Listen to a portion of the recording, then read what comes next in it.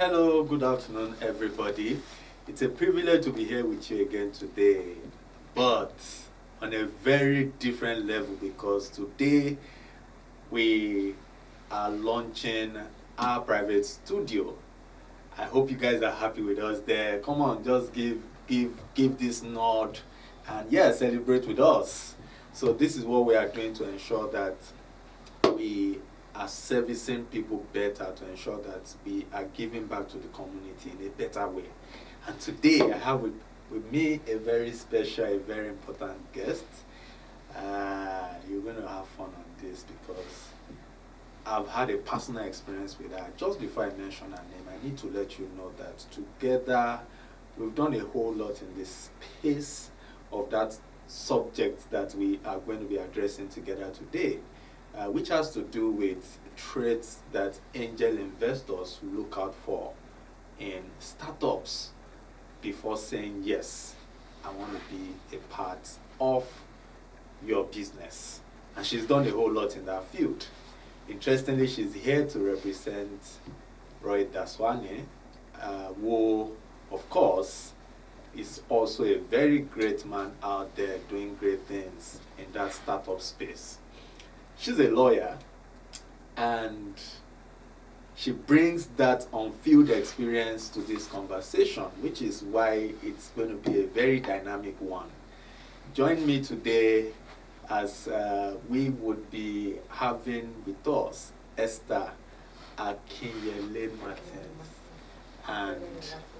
Akinleye-Martins, my apologies. And then she's going to be having this conversation with us. Are you guys just saying bravo, bravo, bravo, bravo, bravo? So you're powerfully welcome. Thank you very You're welcome. much.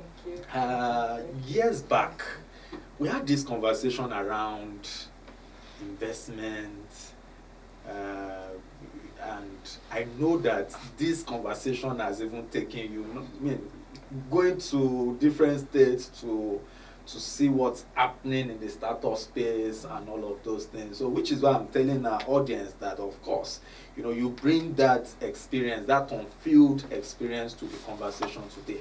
So let's start with this question. Many people find it very, very difficult to understand the idea behind angel investor, angel investment, all of these concepts. Can you try to break it down for us so that our listeners can have a real understanding of what this looks like? All right. Thank you very much, Barrister Tayo. Thank you for having me, to also stand in for Mr. Daswane. Like you said, this subject is a subject that, to an extent, I'm passionate about if it's rightfully addressed. Angel investors basically are people who are probably businessmen, people who have the wherewithal, the resources to invest in startups. When we say startups, in greenfield projects. Okay. People who to invest in maybe someone. I'll use practical examples so that for our purpose of our audience to understand better. We all have an idea of what investment is in terms of you invest in things, you can invest in shares of a company, you can invest funds. But angel investors majorly invest funds into businesses that are just starting up, into greenfield businesses. Let's take, for instance, somebody has an idea to produce a app, and an angel investor will be the one to put in funds, especially to project the financial backup or financial base for that business. So if someone has like a app business now for people in technology, it's like a greenfield area. Maybe one guy just graduated from university and is looking for investment. An angel investor will invest in that startup business, in that greenfield business, that project, to make sure that he has that financial base for the project to rise, and before every other person in the country or in the environment gets to know about it, maybe and then they are now invest and all that. So the angel investors are people who put in the initial funds. I think that's the right word to use. Who put in the initial funds into a business that is just starting up. So that's the simple. Okay, so will it be right to look at it again from the angle of maybe, should I say you guys see the children before the public see them? Yeah, I think that's a good analogy. Yes. Okay. Yes, we see the children before the public. Okay. So it's like feeding the chicks. Okay. Before they become chickens. Okay. Yeah, I think that's it. Okay. So perhaps maybe that's even why the name is Angel. Yeah. Because they are the ones that, in quotes, God uses to bring the business to that life. Believes in the idea even at that phase where it looks like when nobody believes in it. Yeah, it's interesting. So there are many viewers that have been looking forward to today, wanting to understand not just the idea, but how do they get into that space where they're able to attract investors. I don't know what your kind of business might be, but I know one of those questions that would really be burning hard in many people's mind is, so are there kinds of businesses that attract or angel investors find interesting to invest in? Or it could be at large, maybe, well, I have an idea on shoemaking, I'm looking for an angel investor, I have an idea on tech, how to automate some line of business in an industry. What kind of business do you interest angel investors? I think angel investors, they are individuals. Let's start that way. They are not angels. They are human beings. And as human beings, we all have different passions. True. So what can interest me as an angel investor may not interest another person. The example you gave of maybe someone doing shoemaking. An angel investor might really have passion for shoes. Maybe someone who likes all these foreign brands of shoes and all that, and somebody with the environment, can make shoes. Like, I want to encourage this guy. So the kind of businesses differs. Okay. I'll say that first. The kind of business that an angel investor would be interested in, it differs from one to another. Okay. But majorly, before looking at the business, you look at the person. Okay. Because most of the time, an angel investor don't just invest. At times, they might not even know the way people invest in things. There are different avenues. Somebody might just have maybe someone who is like a cousin to a cousin and just introduce the person to that has the funds. And because you know someone who knows the person, you invest in that business. Okay.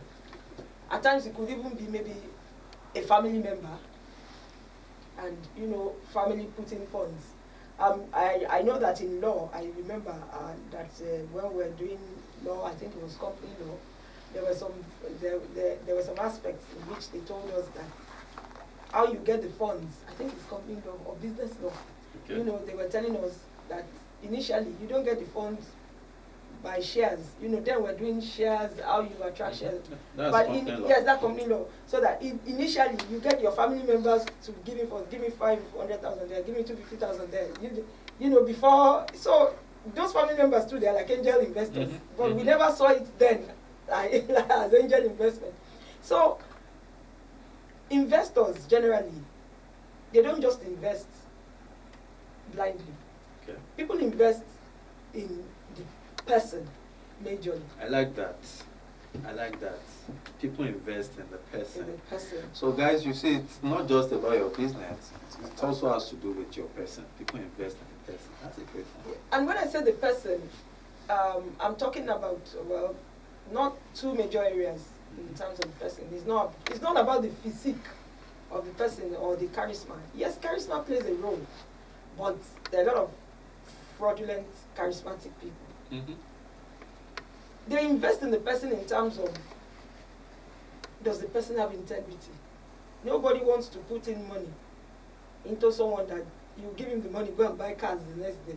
And a lot of investors in Nigeria, for instance, have done that, and they've gotten disappointed by what the people they invested in used the money for.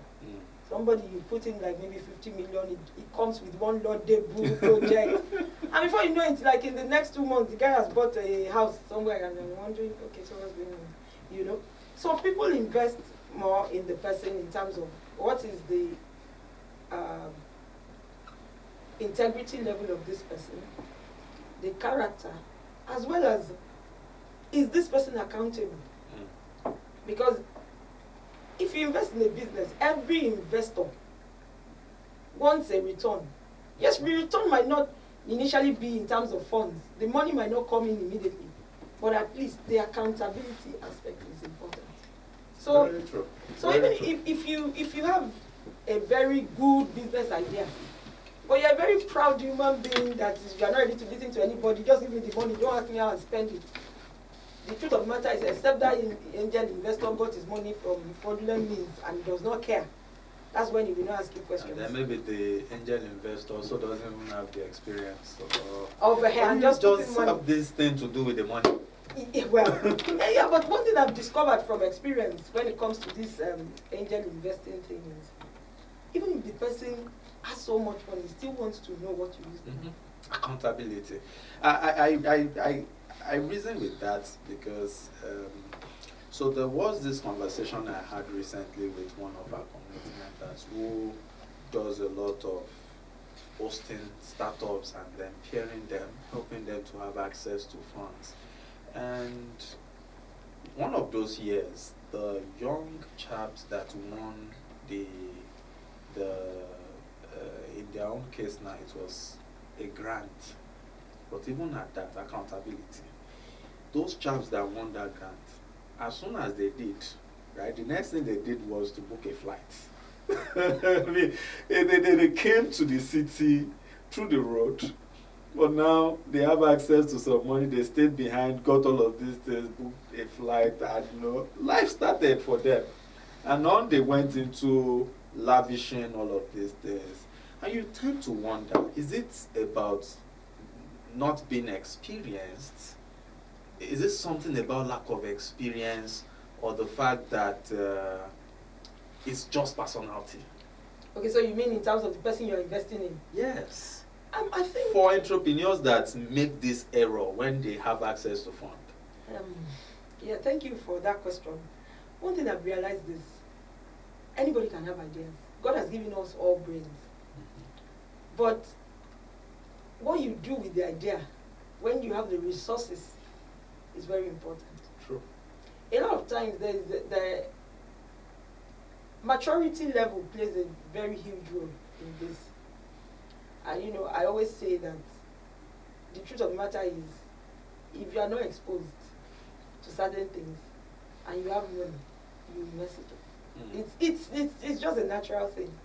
Give a 25-year-old boy 50 million naira. He just coming out from university. He's at a stage of life in which he wants to enjoy life.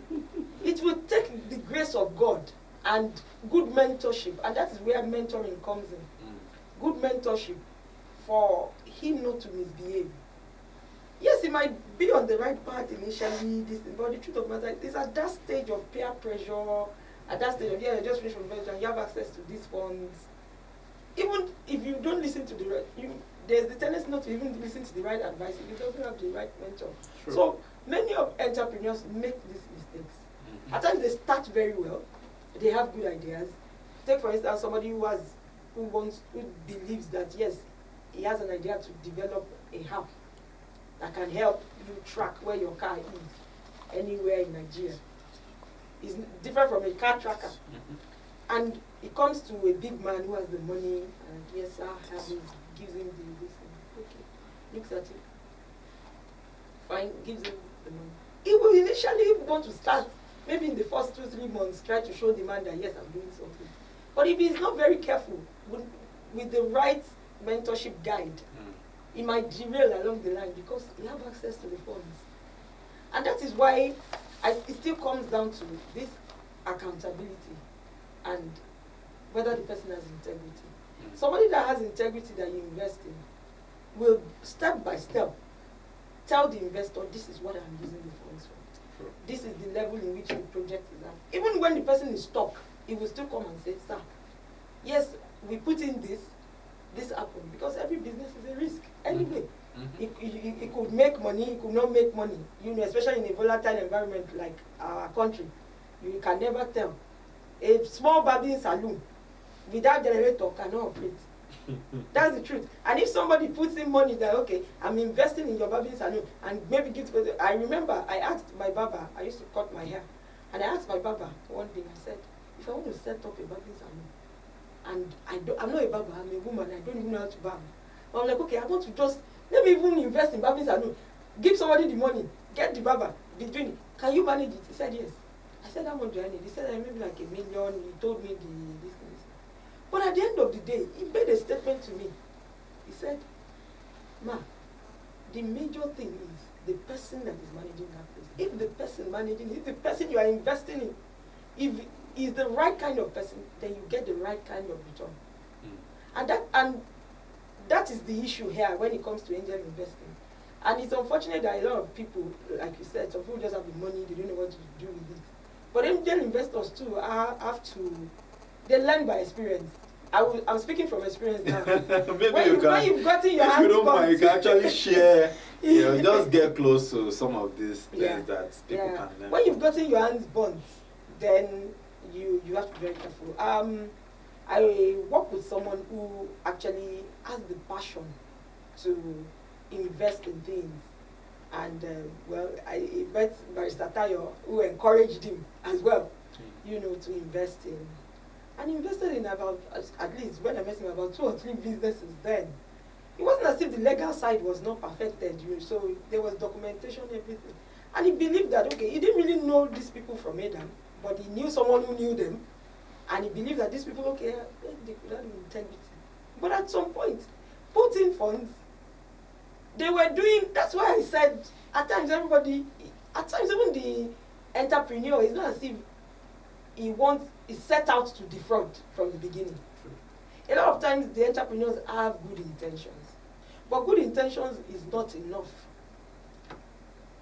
The accountability is very key, and I feel that part of the things that got that angel investor in question hands burnt is the people he invested in, they were not accountable. Not willing to be accountable. I actually have a question around that, which of course is something that both angel investors and startups might be very interested in understanding. The extent of involvement of an angel investor in a venture that is financed by the angel investor. Should the angel investor take a backseat or an active participation? Now, this question, let me give some additional background information to assist with that question. So,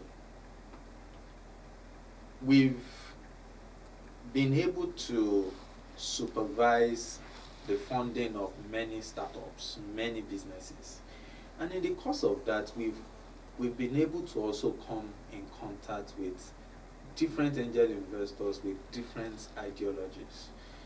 Some believe that, look, my job is to fund you. It is your job to make the business profitable. I'm not interested in being an active part of anything you are doing. Let me just put my money down and then be accountable to me as far as my money is concerned. But some believe that, look, if I'm putting my money, it means that I have a passion in what you are doing. And that should also mean, don't just be accountable to me regarding my money. Be accountable to me regarding the project, because it is not my money alone I'm interested in, but your project. So it's a thin line. But what's your view when it comes to this? Okay, thank you very much. I think there is no yes or no answer to this. It's a very relative question. in terms of the fact that it depends on the initial arrangement between the parties. When I say initial arrangement, I mean our personalities differ. True. Even in a home, your dad tells you, make sure you wash the plates. He's not interested how you wash it. Use Omo, use sunlight. He doesn't care. But there are some fathers, make sure it's sunlight you use, or if you don't use sunlight, you know. I know then I was compelled to always wash while standing. You must not sit down to wash. Yes, some parents. My parents don't care. If you like, sit down. Their own is wash.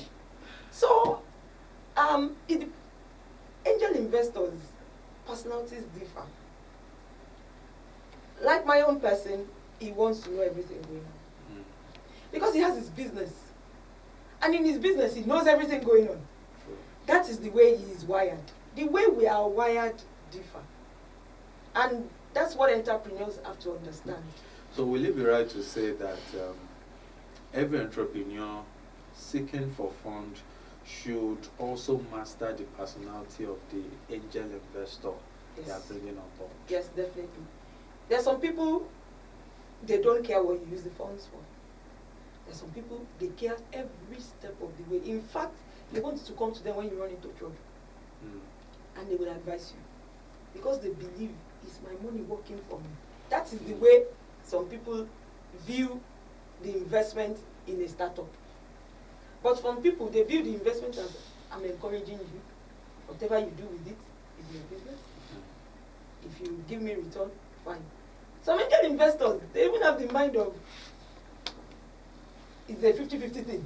Whether you make money or you don't make money, well, whether you come back, you don't come back, you know, so there is the need to actually master and understand the personality of the person investing in your business. Very true, very true.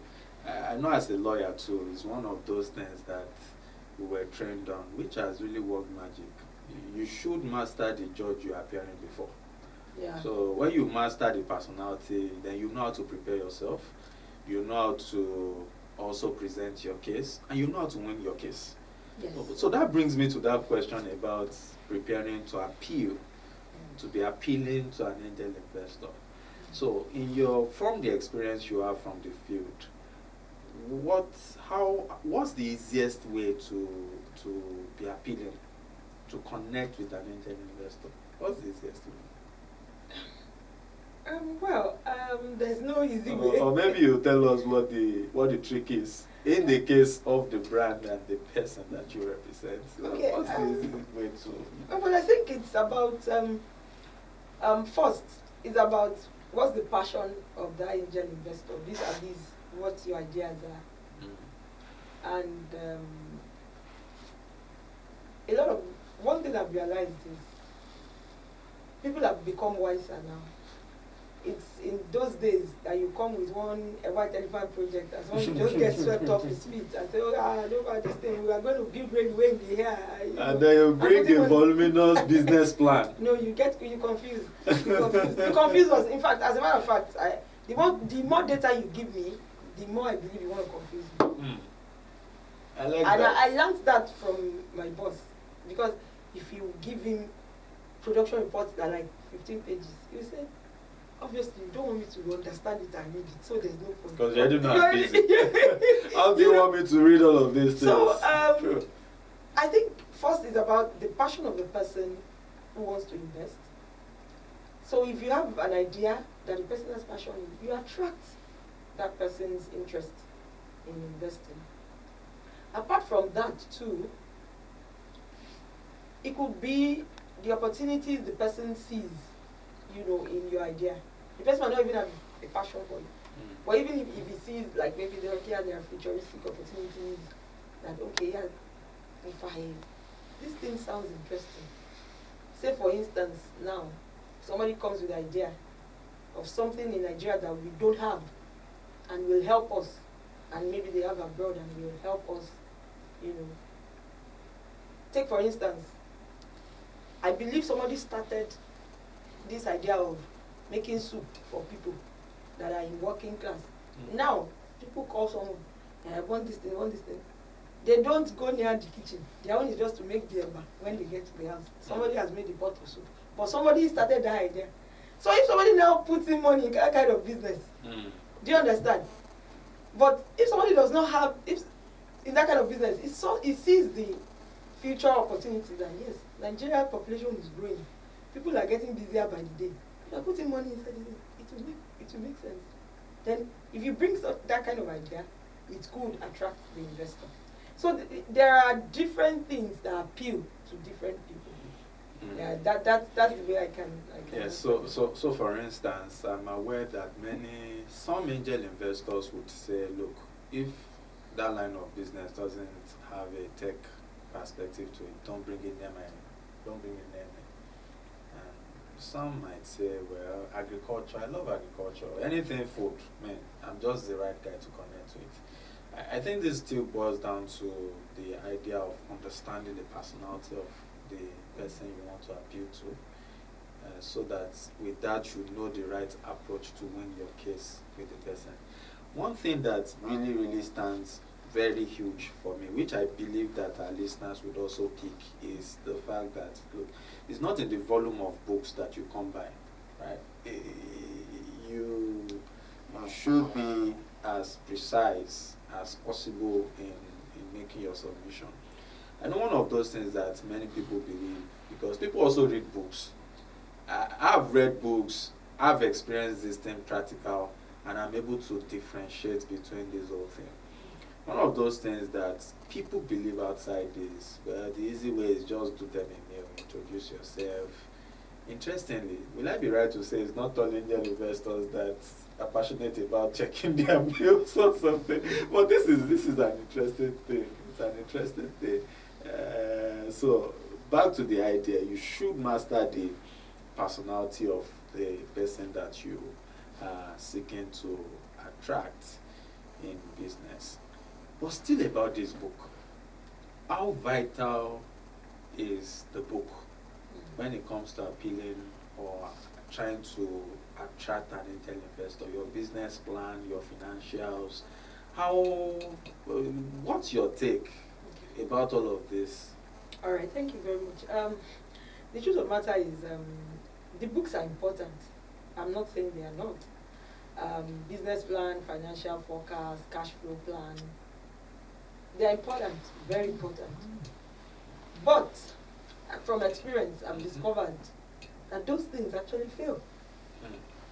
Because they put in perspective, those documentation put in perspective the structure of the business in terms of, okay, this is what we want to do, processes, this is how we go about it, this is the funds we need, this is the working capital we need, it's good.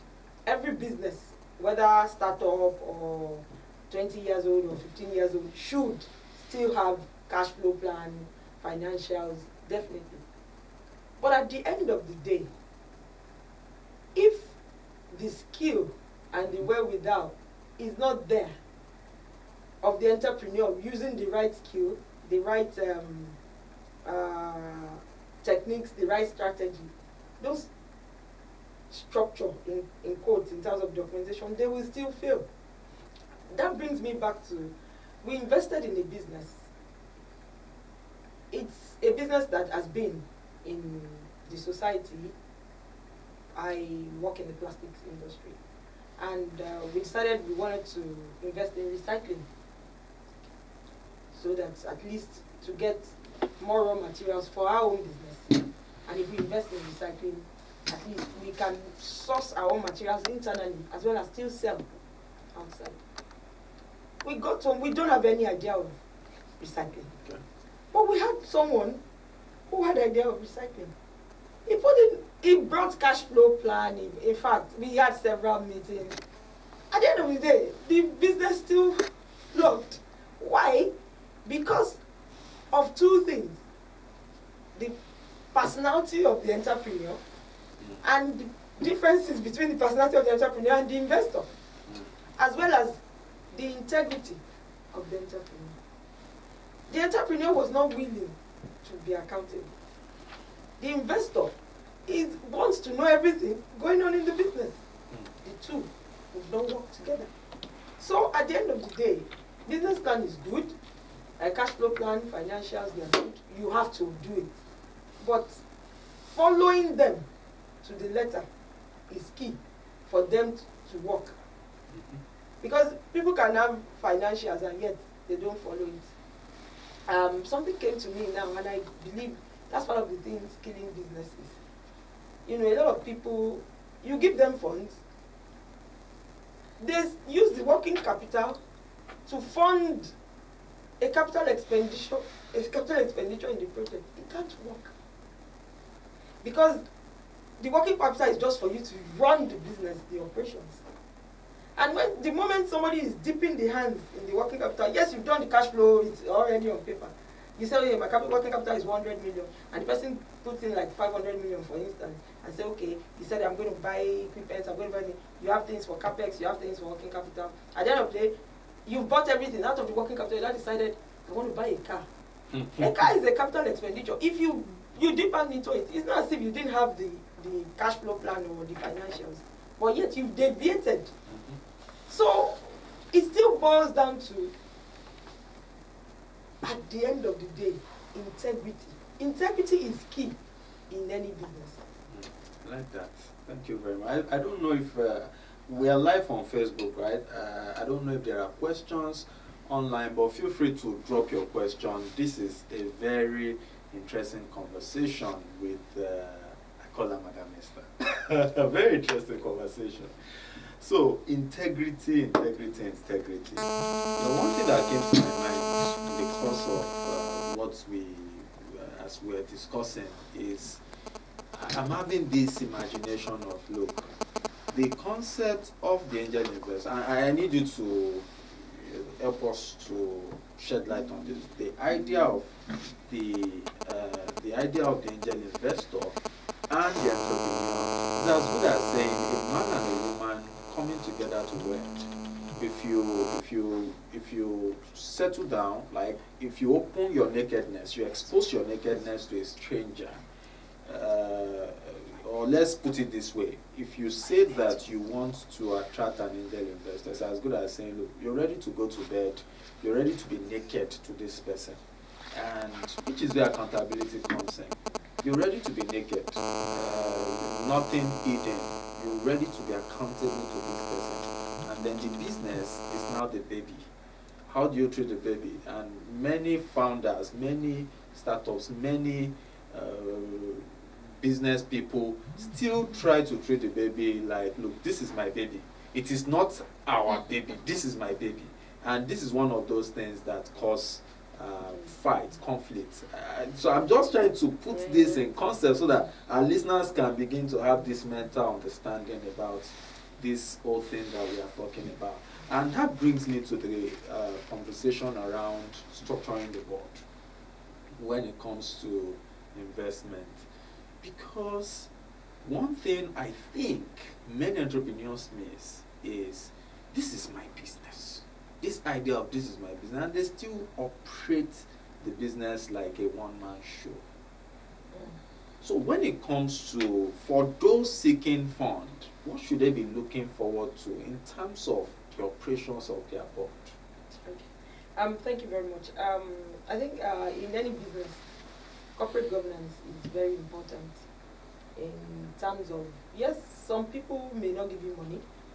Some people will bring in their experience. Some people will bring in their technical skills.